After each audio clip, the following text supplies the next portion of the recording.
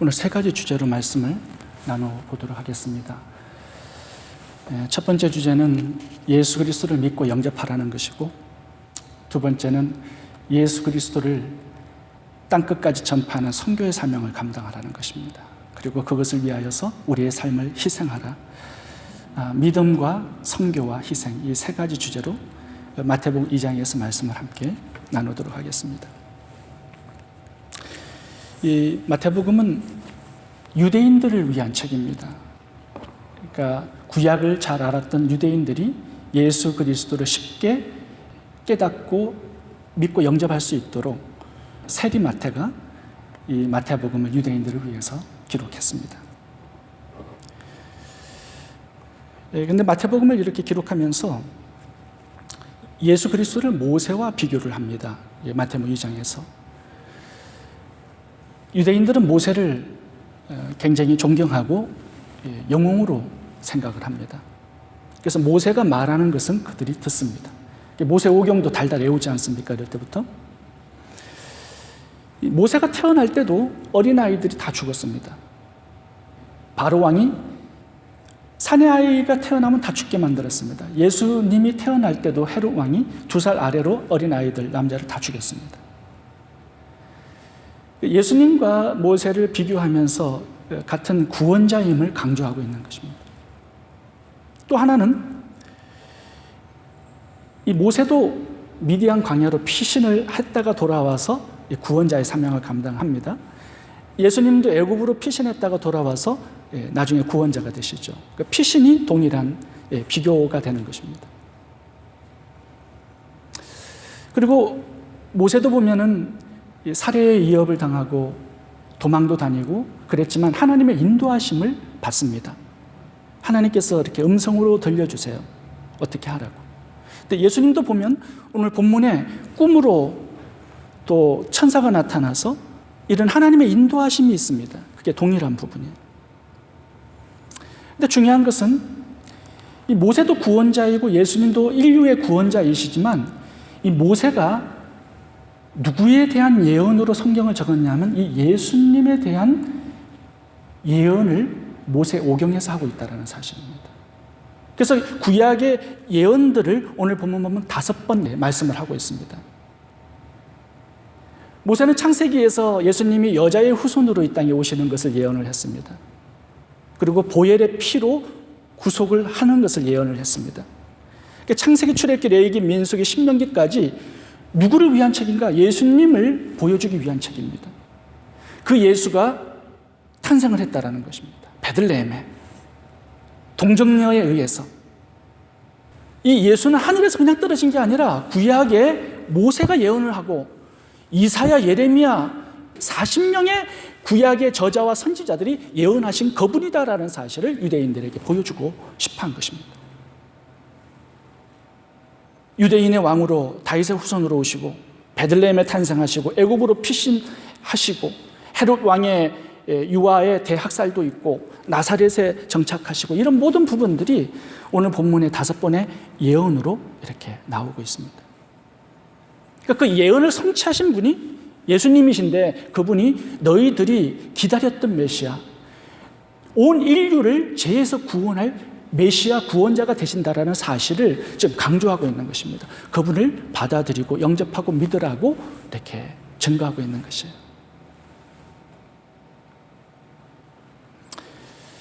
여러분, 이 유대인들은 잘 알고 있었습니다. 그런데 믿고 영접하지는 않았어요. 오늘 본문에 보시면은 헤롯 왕에게 예수님이 어디에서 탄생하실지 그분이 누구신지를 정확하게 알려줘요. 근데 자기네들은 영접하지도 않고 믿지도 않았습니다. 여러분, 말씀을, 예언을 정확하게 아는 것보다 더 중요한 것은 예언하신 그분을, 예언을 성취하신 예수 그리스도를 내가 마음문을 열어서 영접하고 그분과 동행하는 인생이 굉장히 중요한 것입니다. 구약에는 318가지의 예언이 예수님을 향해서 나옵니다. 예수님의 탄생 때 3분의 2가 이루어져요. 100개가 넘는 예언들이 예수님의 탄생 속에 다 이루어집니다. 그분의 죽음과 부활, 성천, 재림에 318가지의 예언이 다 성취가 되는 거예요. 그분을 메시아로 구원자로 우리가 받아들이고 영접하는 것이 얼마나 중요한가 생각해 봐야 합니다. 다 믿지 않았습니다. 그런데 딱 한 사람이 믿음으로 받아들입니다. 오늘 본문의 그 사람이 누구입니까? 통광박사예요. 그러니까 예수님을 영접하는 그 사람들이 얼마나 적은 소수인가를 한번 생각해 봐야 됩니다. 말씀을 아는 게 중요한 게 아니라 그 말씀을 알고 행동하는 게 중요하다라는 거예요. 동방박사의 말씀으로. 근데 동방박사를 등장시키는 그 이유가 있습니다. 그것은 이스라엘 민족이 이 이방인들을 선교하고 전도하는 목적으로 하나님께서 선택을 하셨어요. 그 사명을, 이스라엘 백성들의 사명을 지금 또 한 번 더 깨우쳐주고자 이 부분을 지금 언급하고 있는 것입니다. 여러분, 이 동방박사 이방인들이 하나님을 찾아와서 경배를 합니다. 예수 그리스도를 영접하고 동방으로 가서 다시 예수님을 증거해요. 근데 이것은요, 말라기 마지막에 나오는 예언입니다. 말라기 1장 11절입니다. 만군의 여호와가 이르노라. 해 뜨는 곳에서부터 해 지는 곳까지의 이방 민족 중에서 내 이름이 크게 될 것이라. 각처에서 내 이름을 위하여 분향하며 깨끗한 제물을 드리니 이는 내 이름이 이방 민족 중에서 크게 될 것임이니라. 이스라엘 백성들은 이방 민족을 전도하고 선교할 그 사명으로 하나님께서 선택하셔서 그들을 부르신 것입니다. 그런데 이스라엘 백성들은 믿지도 않고 받아들이지도 않고 또 선교도 하지 않아요.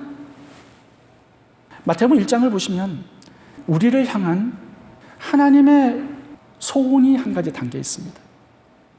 그게 뭐냐면 아브라함의 후손으로 예수님께서 오시는데 그 족보 속에 이방 여인 4명, 여자가 5명 들어있습니다. 이거는 유대인들에게는 있을 수 없는, 상상할 수 없는 일입니다. 남자 중심의 사회 속에서, 여자를 천대시하는 그 사회 속에서 여자도 그냥 여자가 아니에요. 창기, 기생라합, 불륜을 행했던 다말, 불륜을 행했던 밧세바, 총에도 들지 말라고 명령했던 모함녀 룻, 예수님을 인한 이 구원의 반열 속에 이방인들을 집어넣어요. 그게 하나님의 소원이었어요. 이스라엘 백성들을 선택하시고 이방인들을 복주는 복의 근원으로, 복음을 전하는 통로로 하나님께서 그들을 사용하기를 원하셨는데 그들은 이걸 행치 않습니다. 예수님은 이 땅에 온 인류의 구세주로 오신 것입니다. 온 인류의 이 구원을 위한 목적으로 주님께서는 이 땅에 오신 것입니다. 피를 흘려 구속하신 그 대상이 온 인류, 전 세계 모든 이방 민족들입니다. 근데 유대인들의 문제는요, 자기네들만 선택받았고 자기네들만 하나님 앞에 존귀한 자라고 생각을 한 거예요. 그러니까 이방인들은 전부 다 쓰레기로 개 취급을 하면서 그렇게 살았던 것입니다. 마태복음에서 이 마태는 다시 한번 우리들에게 너희를 선택하고 믿게 하시고 복 주시고 구원하신 그 목적은 이방인들의 빛으로, 그들의 구원을 목적으로 너희들을 먼저 믿게 하고 선택했다는 사실을 다시 한번 일깨워주고자 하는 것입니다. 이 본문에 보시면은요, 예수님께서 동방 박사들의 경배를 받으신 다음에 애굽으로 가십니다. 거기서 몇 년을 지내세요. 그리고 돌아오셔가지고 나사렛이라는 동네에 사시고 이제 공생의 사역을 시작하시는데 마태복음은 이방 민족을 향한 이 선교의 사명이 얼마나 중요한 것인가를 마태복음 28장까지 연결해 나갑니다. 중요한 것을 제가 한 가지 언급하고 싶은 것은 마태복음 4장에 이제 공생애를 주님께서 시작하시면서 마귀에게 시험을 받고 승리하신 다음에 제일 먼저 어디로 가서 누구에게 복음을 전하셨는가 가장 먼저 하신 일이 있습니다. 한번 들어보시기 바랍니다. 마태복음 4장, 나사렛을 떠나 스불론과 납달리 지경 해변에 있는 가브나움으로 가서 거기서 사시니 이는 선지자 이사야로 하신 말씀을 이루려 하심이라. 일러스되 스불론 땅과 납달리 땅과 요단강 저편 해변 길과 이방의 갈릴리여 흑암에 앉은 백성이 큰 빛을 보았고 사망의 땅과 그늘에 앉은 자들에게 빛이 비치었도다 하였느니라. 이때부터 예수께서 비로소 전파하여 가라사대 회개하라 천국이 가까웠느니라 하시더라. 여러분, 예수님의 복음이 누구에게 먼저 들어가요? 이방 땅, 밧세바, 스불론, 납달리, 이런 이방 땅의 이방 민족을 주님께서 먼저 복음화하셨습니다. 예수님께서 치유 사역을 하셨을 때도 마찬가지예요. 전부 다 이방 사람들이 몰려와서 치유함을 받습니다. 마태복음 24장으로 가시면 성전을 무너뜨리십니다. AD 70년에 성전이 무너져요. 주님께서 원하시는 것은 사람이 성전이다라는 거예요. 예수를 믿은 사람들이 이제 온 이방 땅으로 흩어져서 거기에서 제사장의 역할을 하기를 주님께서 원하신다는 거예요. 그러면서 하이라이트는 마태복음 28장입니다. 너희는 가서 모든 족속으로 제자를 삼으라는 명령으로 마태복음이 끝납니다. 예수를 믿은 모든 사람들에게 주님의 명령이 단호해요. 가라는 것입니다. 땅끝까지 복음을 전하라는 것입니다. 내가 분부한 모든 것을 가르쳐 지키게 만들라는 것입니다. 이 선교의 사명으로 우리들을 불러주셨다는 것입니다. 여러분, 마태복음 1장은 아브라함을 언급합니다. 이 모세와 아브라함은 이스라엘 백성들에게는 잊혀질 수 없는 인물이에요. 근데 왜 아브라함을 언급하는 겁니까? 마태복음에서 2장에서는 왜 모세를 언급하는 것입니까? 이게 다 선교의 사명과 관련이 있기 때문에 그래요. 창세기 12장으로 보면 아브라함에게 하나님께서 명령하신 구절이 나옵니다. 창세기 12장 3절부터 이렇게 보시면 아브라함에게 하나님께서 5가지의 복을 주세요. 큰 민족을 이루고 내게 복을 주고 이름을 창대케 하고 네가 축복하는 자를 축복하고 저주하는 자를 저주하고 이 축복권과 저주권을 주시고 복을 주세요. 왜 복을 주시느냐? 그 다음 구절에 나와요. 천하 만민을 복주기 위해서 너를 복준다 이렇게 말씀하고 있는 것입니다.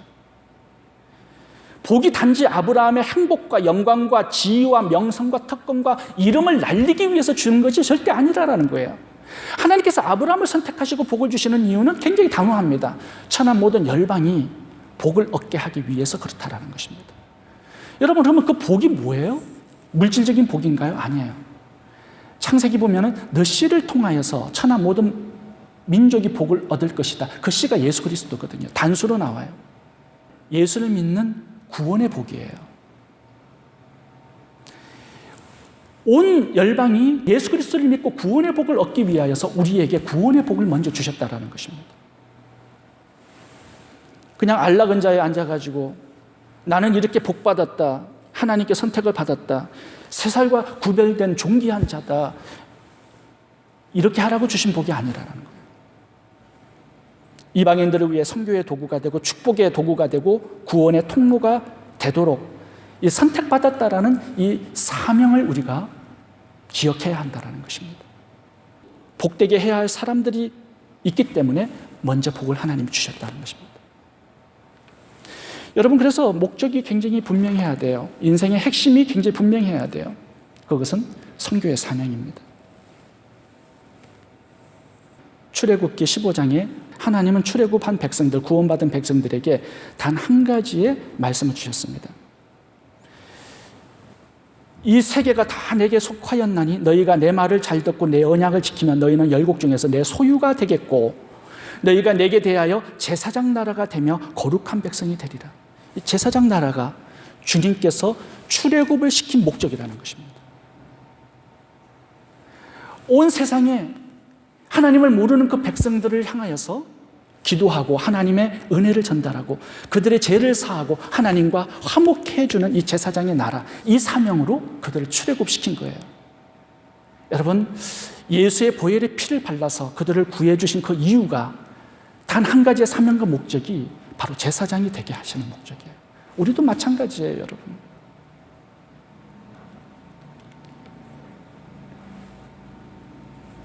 이스라엘 백성들은 블레싱은 되게 좋아했습니다. 그런데 투 블레스, 블레스 해야 할 그 사람들은 놓치고 살아요. 그래서 버림을 받는 것입니다. 너무 사명에 무관심했어요. 사명을 제쳐놓고 그들의 특권과 그들의 존귀함만 앞세우고 선민 사상만 앞세웠단 말이에요. 그러니까는 버림을 받아요, 결국. 그게 요나서에도 나오는 이야기입니다. 하나님이 가서 구원하라고 그러는데 가지를 않아요. 다시스로 도망가요. 나중에 고래 뱃속에서 나와서 복음을 전해서 그들이 12만 명이 회개하고 구원을 받았는데도 불구하고 바깥에 나와가지고 산에서 하나님께 데모를 합니다. 니누의 백성들이 망하기를 또 기다리고 있는 것입니다. 하나님, 저렇게 구원시켜주면 어떡합니까? 저들은 멸망받아야 될 지옥의 불쏘시개들인데 하나님 멸망시키세요 하면서 기다리고 있는 거예요. 이게 베드로에까지 넘어갑니다. 하나님께서 환상을 보여주시면 고넬료의 이방인계로 가라고 하는데 안 가요. 그들이 깨닫지를 못한 것입니다. 하나님의 선택과 구원의 목적을. 여러분, 우리도 그럴 수 있어요. 열심히 사업은 잘해요. 행복하게 인생을 살고 가정을 그렇게 꾸려나갑니다. 근데 전도와 선교의 사명은 망각하고 살아요. 그게 하나님께 버림받는 굉장히 결정적인 요소가 된다는 사실을 우리가 깨달아야 합니다. 동방 박사를 주님 앞으로 데리고 오는 게 별의 역할이에요. 그게 바로 구원받은 성도들의 역할이라는 사실을 알아야 합니다. 하나님께서 참 복을 많이 주신 구약의 사람이 이 다윗과 솔로몬이에요. 근데 왜 하나님께서 그렇게 복을 엄청나게 지속적으로 막 주신지 아세요? 이 다윗과 솔로몬은 하나님의 마음을 알고 있었어요. 이방인들을 향한 선교의 그 마음을 다윗과 솔로몬이 알고 있습니다. 시편 67편을 한번 좀 같이 보도록 할까요? 하나님은 우리를 긍휼히 여기사 복을 주시고 그 얼굴빛으로 우리에게 비치사 주의 도를 온 땅에 주의 구원을 만방에 알리소서. 하나님의 민족들로 주를 찬송케 하시며 모든 민족으로 주를 찬송케 하소서.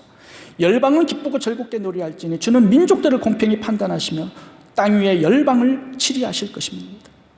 하나님이여 민족들로 주를 찬송케 하시며 모든 민족으로 주를 찬송케 하소서. 땅에 그 소산을 내었도다. 하나님 곧 우리 하나님이 우리에게 복을 주시리로다. 하나님 우리에게 복을 주시리니 땅의 모든 끝이 하나님을 경외하리로다. 여러분, 다윗이 붙들고 있는 핵심이 뭐였어요? 우리에게 복을 주시는데 그 복이 무엇으로 연결돼요? 땅끝으로 연결되는 겁니다. 모든 민족으로 연결이 되는 거예요. 하나님 우리에게 복을 주시리니 땅의 모든 끝이 하나님을 경외케 만드는 복으로 이 복을 사용을 하고 있어요. 그래서 다윗은 정복하는 나라들마다 들어가가지고 그들을 하나님을 믿게 만들어요. 이게 하나님께서 참 좋아하시는 부분이었어요. 여러분, 솔로몬도 마찬가지예요. 1천 번제 드려서 하나님이 그를 페이브를 준 게 아니에요. 성전을 짓고 기도문이 나오는데 그 기도문 속에서 선교의 사명을 솔로몬이 붙들고 있습니다. 그 다음 구절을 제가 읽겠습니다. 열왕기상 8장 43절입니다. 주는 계신 곳 하늘에서 들으시고 무릇 이방인이 주께 부르짖는 대로 이루사 땅의 만민으로 주의 이름을 알고 주의 백성 이스라엘처럼 경외하게 하옵소며. 여기 보시면 땅의 만민으로 주의 이름을 알고 주의 백성 이스라엘처럼 경외하게 하옵소며. 이게 솔로몬의 하나님께서 원하시는 선교의 사명, 소원을 붙들고 있었다라는 내용입니다. 여러분, 지속적으로 하나님께서 복을 주실 수 있는 그런 인생, 그런 그릇으로 빚어지는 것이 굉장히 중요합니다. 여러분, 세 번째 주제를 한번 살펴보도록 하겠습니다. 그것은 희생입니다. 평화의 주님으로 오셨는데 주님이 탄생하셨을 때는 평화가 없었습니다. 불안과 통곡과 죽음과 피비린내와 퓨너럴 서비스와 눈물바다였습니다. 평화의 왕으로 태어나셨지만 주님은 평화의 왕의 역할을 못하셨어요. 헤롯이 모든 2살 아래의 아들, 남자아이는 다 죽여버렸습니다. 그러니까 첫 번째 퍼스트 크리스마스는 통곡과 눈물의 슬픈 크리스마스였습니다. 평화의 왕으로 오셨으면 좀 의리가 있어야죠. 혼자만 도망가는 게 아니라 아이들을 다 데리고 간다든가 애들을 죽지 못하게 좀 막아줘야 되는데 평화의 왕으로 오셨는데 죽음의 피비린내가 온 예루살렘에 피범벅이 된 것입니다. 저는 굉장히 궁금했어요. 왜 이런 기록들이 왜 예수님의 탄생 속에 있어야 하는지. 사실은 이게 유익이 되는 게 아니거든요. 예수님을 믿는데.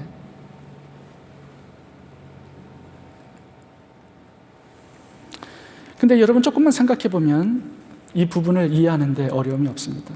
한국을 한번 살펴봐도요. 한국의 민주주의가 여러 사람들의 희생과 죽음 속에서 만들어진 민주주의였습니다. 체류탄 가스 속에. 대학생들의 죽음과 희생 속에 만들어진 그런 민주주의였어요. 여러분, 모든 평화는 누군가의 희생 위에 만들어지는 것입니다. 본문을 통해서 마태가 보여주고자 하는 게 바로 그거예요.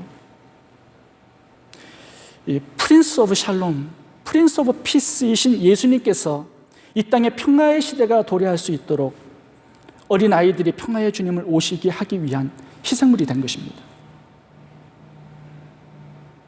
오늘 우리 샬롬교회의 주님께서 원하시는 바람이 있다면 이 본문의 아이들과 같이 이 희생과 순교의 제물이 되는 것일 겁니다. 누군가의 희생 속에서 평화의 왕, 주님이 되시고 누군가의 희생 속에서 예수 그리스도의 이 구원자 되심이 만방에 선포되고 알려지는 것. 그 희생의 제물이 바로 우리가 되기를 바라는 마음이 주님께 있는 것입니다. 여러분, 성경을 보시면 다 그렇습니다. 하나님의 희생이 있었기 때문에 독생자가 이 땅에 오실 수 있었고요. 하늘 영광을 보좌를 버리신 예수님의 희생이 있었기 때문에 구원의 구속이 가능할 수 있었고요. 십자가에서 자기 몸을 버리시고 찢기시고 피를 흘리셨기 때문에 우리의 구원이 가능할 수 있었던 거예요. 마태복음 1장을 보시면은 마리아의 희생이 있었기 때문에 예수님이 잉태될 수 있었고 탄생할 수 있었어요. 수많은 사람들의 희생이 있기 때문에 구원의 복음이 이 땅에 전해지고 이방 땅에 흘러 들어가는 것입니다. 사도행전 1장 8절을 보시면은 땅끝까지 이르러 내 정인이 되라고 명령을 하시면서 그 정인이라는 단어가 말처, 순교자라는 단어로 쓰셨어요. 왜냐하면 땅끝까지 복음이 들어가기 위해서는 순교의 제물이, 희생의 제물이 필요하기 때문에 그걸 쓰신 것입니다. 예수님의 죽음 때문에 예루살렘에 복음이 들어갔어요. 스데반의 죽음 때문에 온 유대에 복음이 들어갔어요. 야고보의 죽음 때문에 사도행전 12장에서는 사마리아 땅에 복음이 들어갑니다. 사도행전 28장에 보시면은 사도 바울의 죽음 때문에, 순교 때문에 땅끝까지 복음이 퍼져나가요. 그러니까 사도행전은 예루살렘, 온 유대, 사마리아 땅끝 네 부분으로 구별하면서 중간중간에 순교자가 있음을 설명하고 있습니다. 한국 땅에는 아펜젤러 언더우드의 희생과 순교가 있었기 때문에 1000만 명의 기독교 인구가 가능한 것이에요. 중국 땅에는 허슨 테일러가 있었고요. 버마에는 아도리남 저더슨이 있습니다. 하와이를 갔더니 다미엔 선교사님, 벨기에 선교사님이 오셔서 거기서 순교하셨어요. 엘리자벳 엘리엇 부부는 남미의 아우카 부족을 위해서 희생하시고 헌신하셨습니다. 누군가의 희생과 수고와 헌신과 땀과 눈물과 피 속에 이방 땅에 복음이 전하는 거예요. 그 일을 우리 보고 하라고 말씀하시는 것입니다. 여러분, 제가 카톡을 어제 황대경 선교사님께 받았는데요. 우리 교회가 헌금해서 건축한 마발랑가 교회 사진들을 좀 보내달라고 요청을 했어요. 그리고 건축하고 있는 그 고등학교 기숙사 건축 형황을 사진을 찍어서 보내달라고 했어요. 근데 사진이 안 오는 거예요. 그래서 연락을 해봤더니 지금 쓰러져서 누워 있어요. 말라리아가 걸린 것입니다. 말라리아가 몇 번 걸렸느냐? 지금 한 30번째, 25년 동안 한 30번째 걸리는 말라리아. 탄자니아 황대경 선교사님의 30년 가까이의 그 수고와 헌신과 희생 속에 고등학교가 지금 세워져서 복음에 들어가는 겁니다. 황대경 선교사님은 사모님이 약사셨어요. 돈을 잘 번 약사인데 집을 팔아서 와가지고 학교를 시작을 하셨습니다. 그 재물의 희생이 있었던 거예요.